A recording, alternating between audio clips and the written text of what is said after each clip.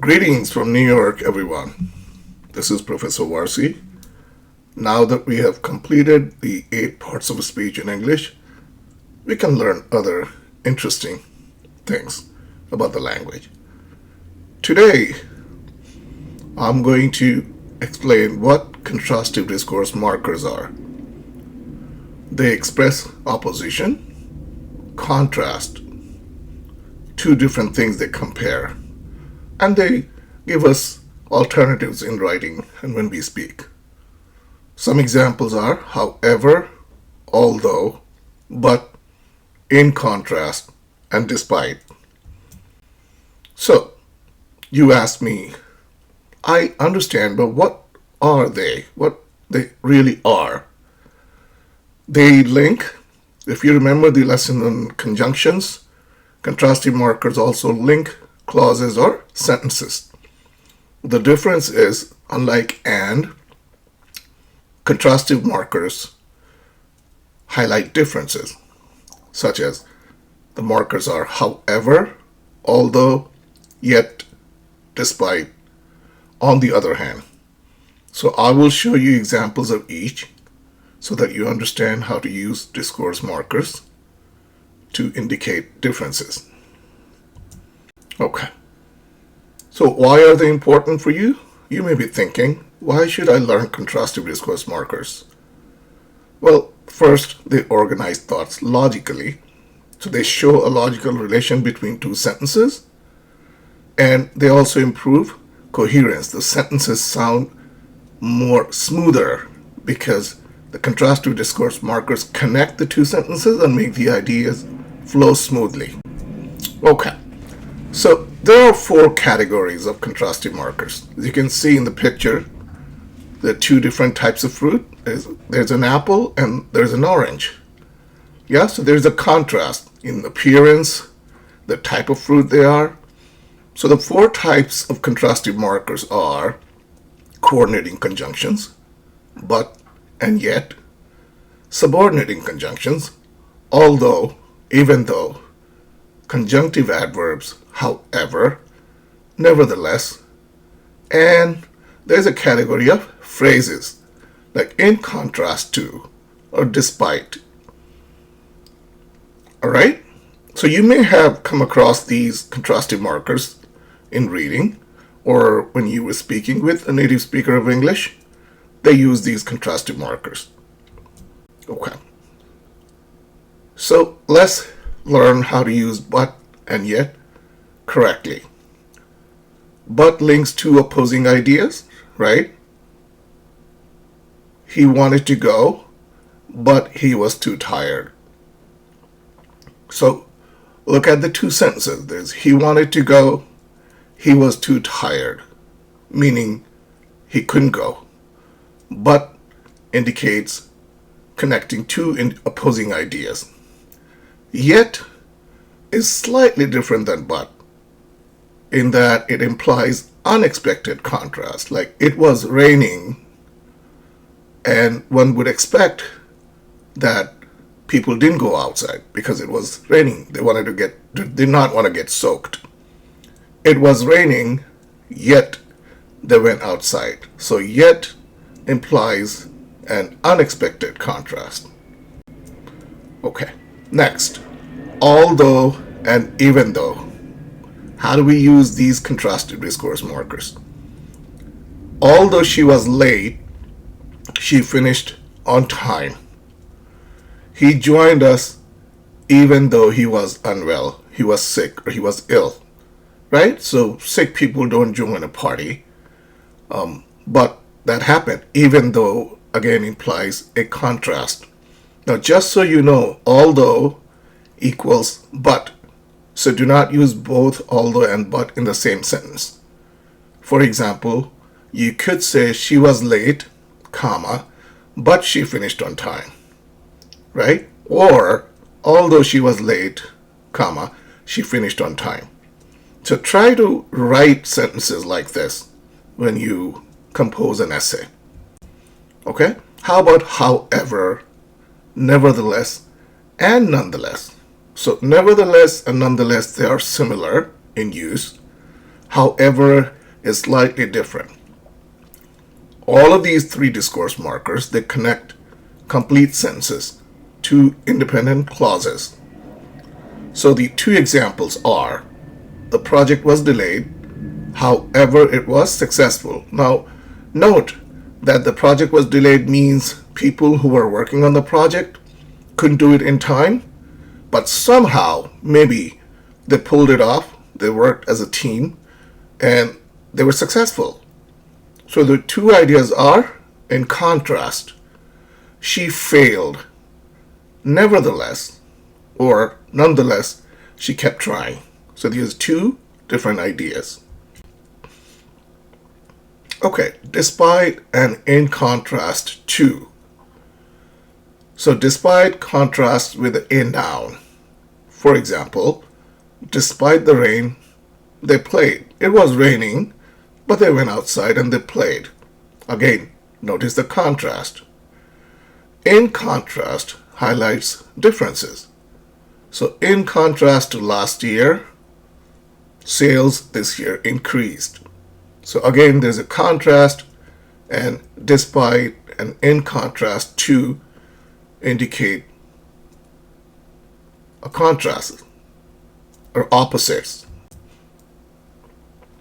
Okay, so as you have done this before, if you have taken my previous lessons, let's do this exercise together. I'll give you a few minutes to complete it by yourself. There are 3 sentences with blank spaces. So choose one of the contrastive discourse markers for each sentence and fill in the blank. All right? You may want to pause the video and complete the exercise. Okay, so these are the answers, right? He wanted to join us, semicolon, however, comma, he was busy. But despite her efforts, she didn't win. So this person tried very hard to win a match, for example, maybe a tennis match. She tried very hard and she still lost the match, right? So keep noticing that these contrastive discourse markers imply differences. Now, I need you to understand that he wanted to join us, semicolon, however he was busy. However, there can be replaced by but. But then you would have to remove the semicolon. He wanted to join us, comma, but he was busy, so he couldn't join us. All right. So I've given you the answers just for your reference. This time it is an exercise. He was late, he apologized. So some people do not apologize when they are running late or when they are late to a meeting. But this person apologized. Okay? So the answers are down below, just to give you a little bit more reference and practice. Okay, what are some of the common mistakes? So she was tired, however, yet she worked. See? Do you notice that there are 2 discourse markers there? Right? However and yet, they cannot occur together, just as however and but cannot be in the same sentence. Okay, so what would be the correct sentence there? She was tired, put a period. However, she worked. So even though she was tired, she worked. She kept working. Although he was late, but he apologized. So notice that here, although and but, they both occur in the same sentence, right? And that is an error. That's a mistake. Because if you use although, you cannot use but in the same sentence because they are different. They're the same, although and but, so you cannot have 2 different contrastive discourse markers in the same sentence. Okay? All right. Let's keep moving on. Advanced usage. If you are taking a course in English, and it's a writing course, right? An intensive writing class or a composition course, and your professor is asking you to write essays, try to use these contrastive discourse markers, right? Advanced usage. Although the study had limitations, it provided insights. correct? Although, meaning even though the study was very limited, there was something useful in it, something insightful. Number 2, the old method was slow, semicolon. In contrast, the new one is fast. So notice that there is a comparison there between an old method and a new method. So the previous method was slow. In contrast, so the difference this time is that the new one is very fast. Okay.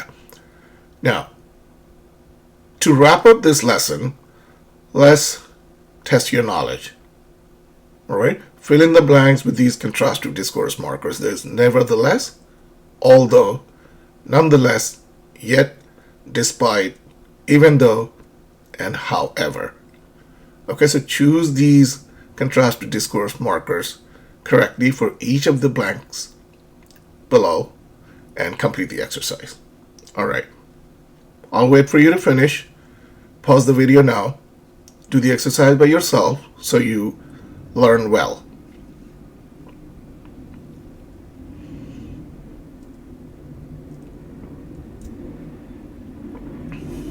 Okay, so the answers are, for the first blank space, is despite the heavy rain. Right? You could say even though the rain was heavy, or even though it was raining heavily, comma, the team decided to go ahead with the outdoor event. Again, notice the contrast between the two clauses. The second one is, although many of the attendees had expressed concerns about the weather, comma, they were determined to make the most of the day. The third one is yet. The fourth one is however, right? Then even though, nevertheless, and nonetheless. All right, so I hope you did the exercise correctly and that you learned how contrastive discourse markers are used. So let's summarize today's lesson. Let's wrap it up, right?